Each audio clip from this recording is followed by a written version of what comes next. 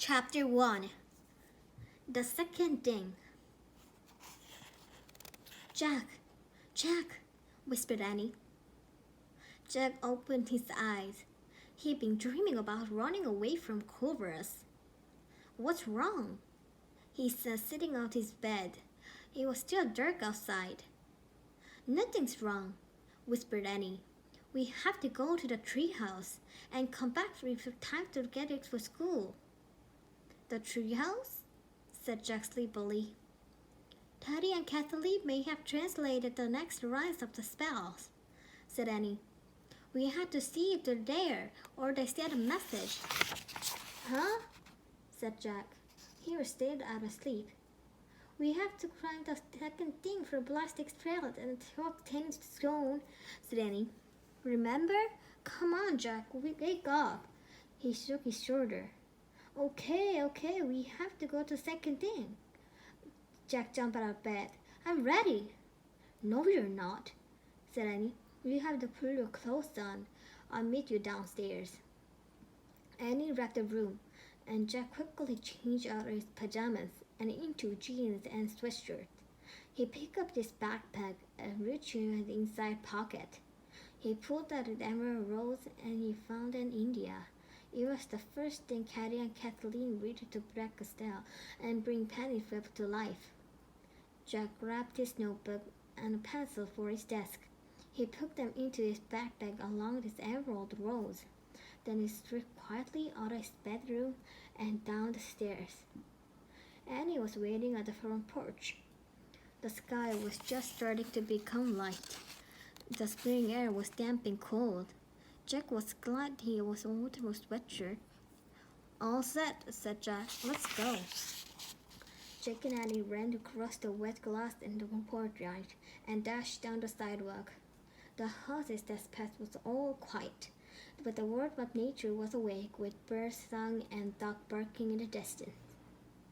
Jack and Annie crossed the streets and headed into the Frog Creek woods.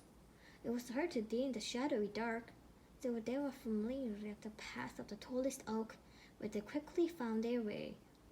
The treehouse was there, waiting for them, but no one was looking out the window. Darn, no Teddy and Kathleen, said Annie.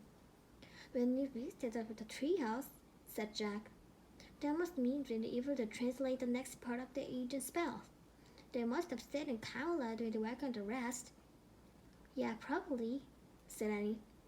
She grabbed the love letter and started up. Jack followed her.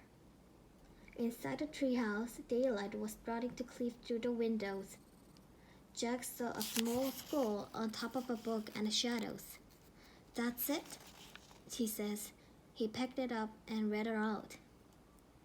The second thing to break the spell is a white and yellow flowers. Leave it morning for yourself, if only for an hour. A white and yellow flower? Said Annie. Well, that's far easier than finding an emerald, shaped like a rose. Okay, where will you walk to look for? Said Jack. He picked up the book from the floor and read the title aloud. The Swiss Alps. What's that mean? Asked Annie. The Swiss Alps. Where's the mountain in the country of Switzerland? Said Jack. People ski there and stuff, and the Alps are the most capital of music.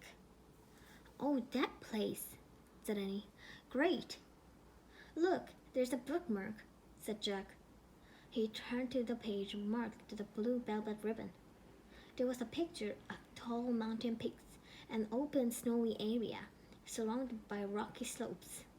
The caption read, The Great Silver Path. That must be the exact place we're supposed to go, said Jack. Ready? Hold on, there's something else, said Annie. He picked up the small blue bottle from the floor of the shadowy corner. The bottle had never on it. He read aloud. One sip with a wish, we're turning into anything you want for 1 hour. Use only once. Teddy and Kathleen. Oh, said Jack. Anything we want? Said Annie. That's what it says, said Jack. This is going to be so much fun. said Annie. Let's get going. Annie handed Jack the bottle. He carefully put it in a scroll into his backpack. Then he pointed at the picture of the grease-stained knot passed in their elf's books. I wish I could go there, he says. The wind started to blow. The treehouse started to spin. It spun faster and faster. Then everything was still. Absolutely still.